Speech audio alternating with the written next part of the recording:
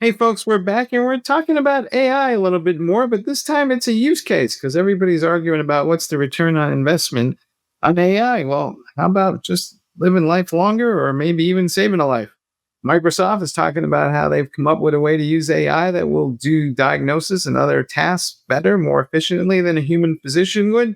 And as we all know, doctors need all the help they can get. Alan, what's your take here on what's going on? Is this an early primary example where the ROI is just too big to ignore?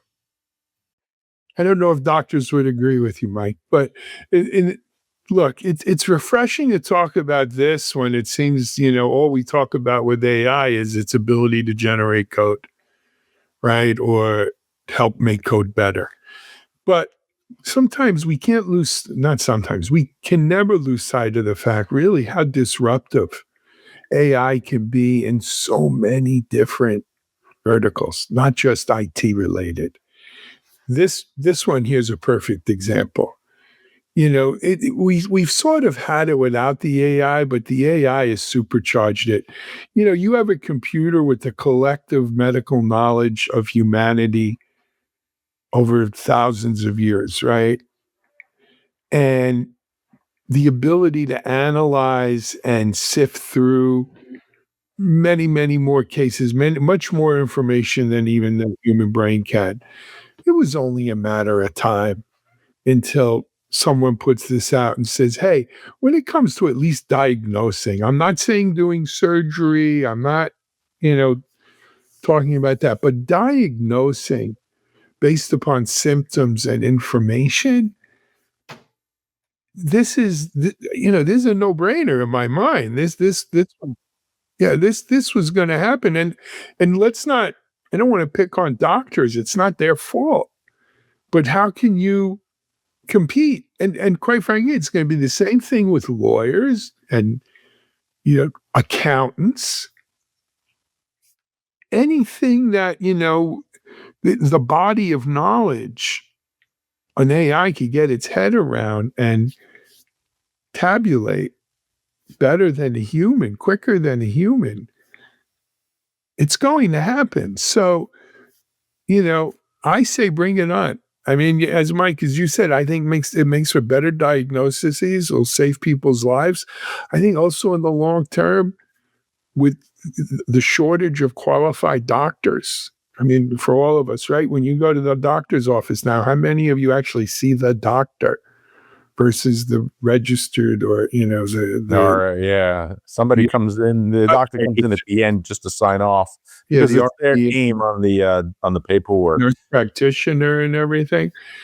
I mean, this is, thank God, couldn't have happened, but not soon enough. But think about the input to this process, right? I mean, that overcome silos within the medical profession. Whereas, I'm going to give it your x-rays. So you have the radiologist. I'm going to give you the symptoms. So I have the general practitioner. And then I'm going to say, based upon the symptoms I provided and the radiology, images that I provided, give me the top 5 likely causes for this person's condition. And right now that would require a collaboration between multiple doctors, which are very hard to schedule. Anybody who's ever gone through any kind of, operation or any kind of medical examination across multiple practitioners knows how long they sit and just wait around waiting for these doctors to be able to schedule their time together to get a conference on the individual's state. No, that all of that can kind of be mitigated to some degree, and the AI can push back out to each of these individuals and say, "You agree with this or not?" Right, and then it could be kind of a consensus voting type process that allows the person to, the procedures to move ahead or hold up. Hmm. This is a survey of one, I got to say, so it's usually just me, and maybe it's my perception, but I've reached a certain age where I'm losing friends, as we all are, I imagine, and it seems like there's a current theme that keeps coming up is that a lot of these folks just took a long time to get diagnosed and for people to understand what they had, and then they didn't get the treatment going in time as a result. Yep, that's Now, right. I'm seeing that. I don't know if everybody else is, but I feel like if AI makes a difference on that, you know, that's probably Nobel Prize material in my mind. And it's important to note, Microsoft isn't announcing that they're using AI to provide diagnosis here. I mean, that's been done for a long time. What they're announcing is that they've come up with a system that simulates the way that doctors diagnose medical conditions through sequential analysis of symptoms, testing, and importantly, by getting together a group of, I guess you could call them independent-minded diagnostics to determine what the most likely cause is. I mean, anybody who's watched a medical program on TV has seen the scene where the chief attending says to all of those young, handsome, probably doing naughty things doctors around the patient and says, okay, what do you think is wrong? Now, what do you think is wrong? How about you? How do you build on this? That's what Microsoft is announcing here. This MAI diagnostic orchestrator is essentially that chief resident.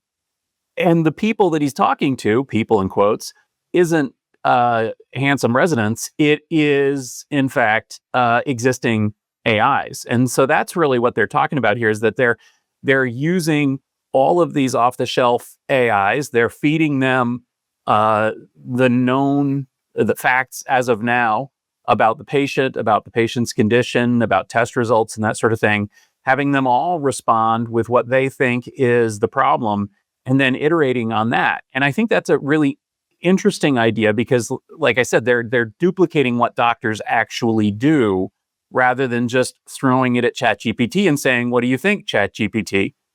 That being said, none of these models are actually medical trained models in any way. They're just large language models.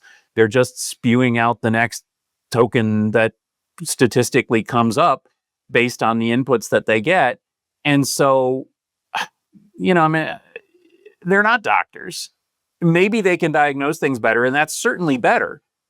But once again, we're using AI in a cool, novel way, but in a way in which maybe it's not the best for. So Stephen, I think it's just a matter of time until you have specialized medical LLMs. I mean, that's not going to be a great leap. For me, the great leap is, when do you let them prescribe remedies, whether it be medicine or therapy or whatever, right? Because it's almost like that's the point where a human has to look at the code. Well, before I give someone some prescription that may or may not help them or hurt them, I personally, and maybe it's just because I'm old, would feel comfortable having a human look at that. But again, it could become kosher in another couple of years, right? That, hey, just the AI makes the diagnosis and gives you the prescription based on it. People are typing in their symptoms into various apps these days. Then some sort of doctor is allegedly reviewing that, and then they're getting a prescription, and it pops up at CVS. So, for all I know, that AI agent one day is going to review the symptoms because the doctor doing the review of the symptoms is just statistically making a guess. I mean, how So, many of you guys have done telehealth? What? Done telehealth. Telehealth? Oh, I hate telehealth. Yeah. But you know what?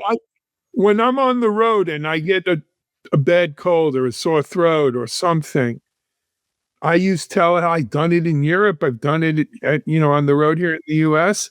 I'll tell you the truth. I don't know if that's a doctor, a practical nurse, or whatever the term is. I apologize. Or for all I know, it is an AI, right? But the last time I did it, the person on the other end said, "Well, let me see your throat. Can you turn your camera on your iPad into your mouth?" And I did. He said, "Oh yeah, I see it's red." And they prescribe something. Who knows? I know that there's a test going on within a chain pharmacy chain in the UK. Now, the UK is a little different because they have the NHS, which is the socialized medicine, right?